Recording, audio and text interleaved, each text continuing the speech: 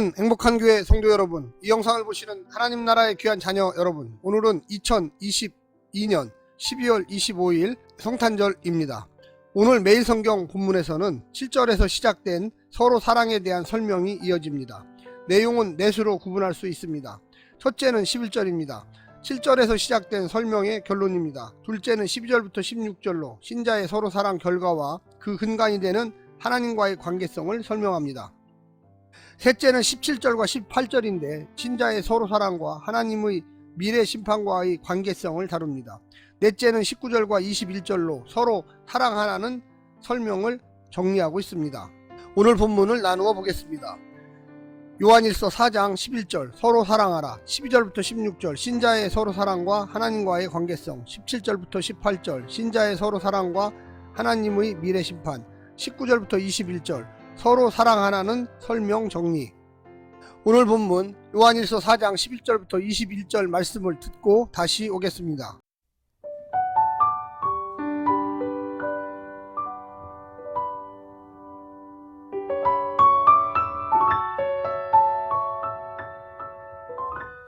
사랑하는 자들아, 하나님이 이같이 우리를 사랑하셨은즉 우리도 서로 사랑하는 것이 마땅하도다.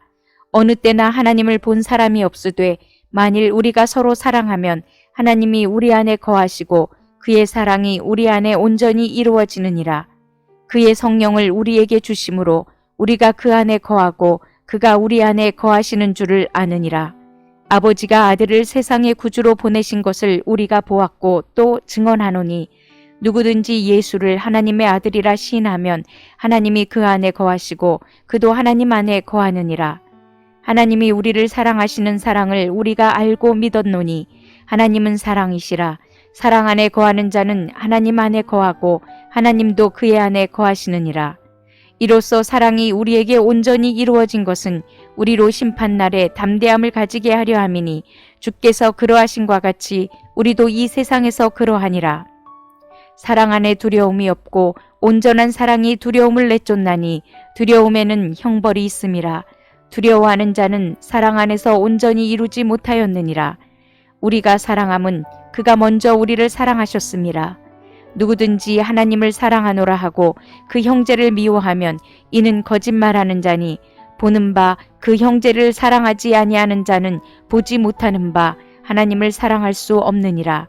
우리가 이 계명을 주께 받았나니 하나님을 사랑하는 자는 또한 그 형제를 사랑할지니라.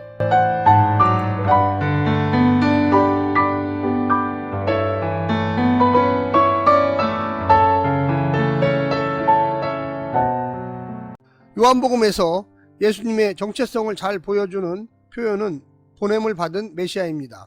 예수님은 하나님의 구원 계획을 위해 어둠의 세상에 보내진 존재로서 이 땅에서 하나님을 계시하고 그분 뜻의 성취를 위해 십자가 사역을 수행하셨습니다. 이 개념 속에서 하나님은 구원의 전 과정을 주도하고 그 속에서 예수님은 자발적으로 이 땅에 와서 순종으로 하나님의 뜻을 완성했습니다. 이런 요소가 담긴 구원 과정 그림은 이 편지 저자가 예수님을 통한 하나님의 사랑을 설명하는 배경인 것입니다. 오늘 본문을 네 부분으로 나누어 설명드리겠습니다. 첫 번째, 사랑의 빚진 자. 성탄절입니다. 예수님께서 오신 사건은 하나님이 우리를 향해 보여주신 최고의 사랑입니다. 하나님의 사랑을 받았으니 우리도 사랑하는 것이 마땅합니다. 이웃을 사랑할 때 내가 하나님의 사람인 것을 알고 하나님이 사랑이신 것도 알게 됩니다. 머리로 알던 하나님의 사랑을 가슴으로 알게 되며 입술로 사랑하던 내가 손발로 사랑할 수 있게 됩니다. 사랑할 때 사랑을 알게 됩니다. 어설프게나마 사랑하기 시작해야 진실한 사랑을 할 수 있습니다. 그러면 우리를 통해 세상은 하나님을 보게 될 것입니다. 두 번째, 참 사랑의 기준, 예수님 증거. 예수님을 세상의 구세주요 하나님의 아들로 인정하는 자와 하나님의 사랑 안에 거하는 자는 하나님 안에 거하는 자이며 하나님도 그 사람 안에 거하십니다. 로마의 황제를 신의 아들이요 세상의 구주로 고백하던 시대에 이것은 매우 위험한 고백이기에 하나님의 사랑을 진심으로 깨닫는 사람만이 할 수 있었습니다.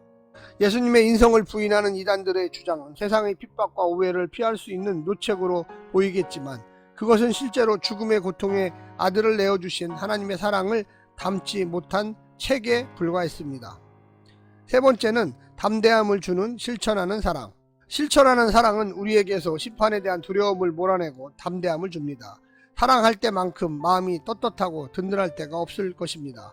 사랑으로 시작했으면 위협과 고난 앞에서 잘 인내할 수 있고 실패와 오해 앞에서도 넘어지지 않으며 찬사와 한호가 없더라도 낙심하지 않을 수 있습니다. 오직 하나님에 대한 사랑만이 형벌의 두려움을 이길 수 있게 해줍니다. 마지막 네 번째는 하나님 사랑과 형제 사랑. 우리가 사랑해야 할 이유와 사랑할 수 있는 능력은 먼저 자격 없는 우리를 사랑하신 하나님의 사랑에 있습니다. 그 사랑을 받았기에 마땅히 우리도 사랑해야 하고 그 사랑의 하나님이 내주해 주시니 우리도 사랑할 수 있게 된 것입니다. 형제를 사랑하지 않으면서 하나님을 사랑한다고 말하는 것은 거짓말입니다.